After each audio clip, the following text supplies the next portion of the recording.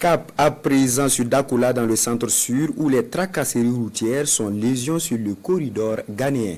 Raquettes, vols, braquages et détournement de produits, les transporteurs burkinabés vivent ces pratiques et leur impact négatif sur le secteur des transports.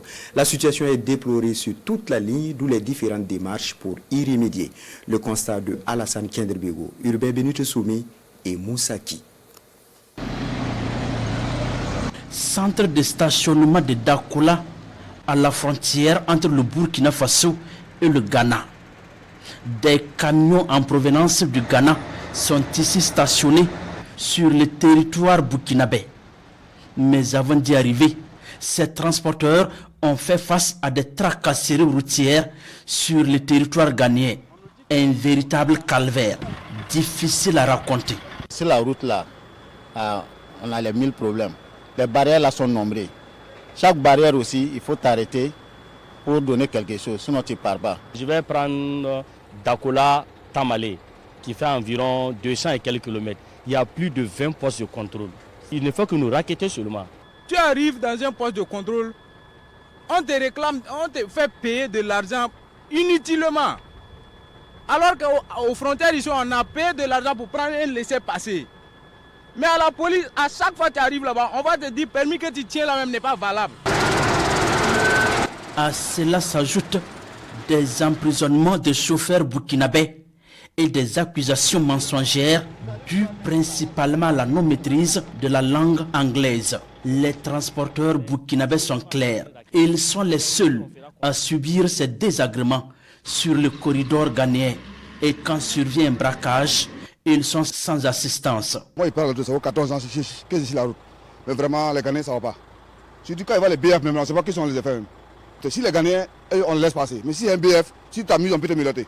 Les chauffeurs de cité, là, ont un problème avec les vols. On vole le carburant, on détourne les camions, on les dépouille de leurs biens, surtout le gasoil.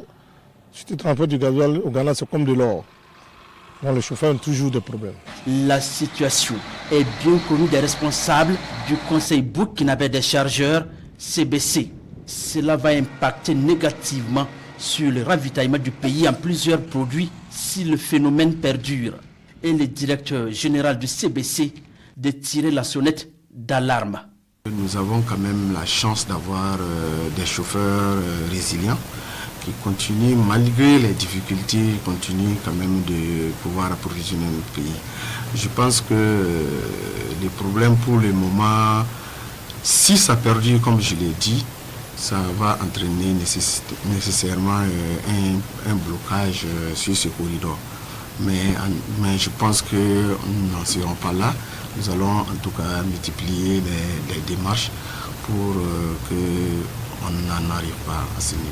Parmi les initiatives entreprises par le Conseil burkinabé des chargeurs, la création d'un comité technique conjoint, un comité qui est aujourd'hui opérationnel selon Kassoum Traoré. Un comité technique conjoint a été mis en place, composé donc du ministère ghanéen de la Sécurité, de l'ambassade du Burkina et du Conseil burkinabé des chargeurs pour pouvoir non seulement recueillir les plaintes venant donc des chauffeurs en ce qui concerne les situations d'agression, et également pour trouver ensemble des solutions pour endiguer rapidement ces fléaux.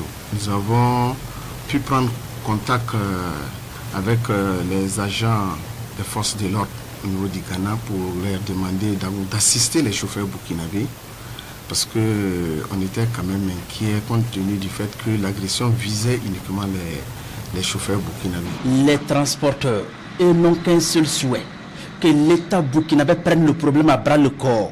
Le gouvernement burkinabé doit nous aider. Nous souffrons sur la route. Nous avons plusieurs fois évoqué cela, mais sans suite. Si on pouvait avoir un syndicat qui pouvait nous aider sur ce trajet-là, ça allait être facile.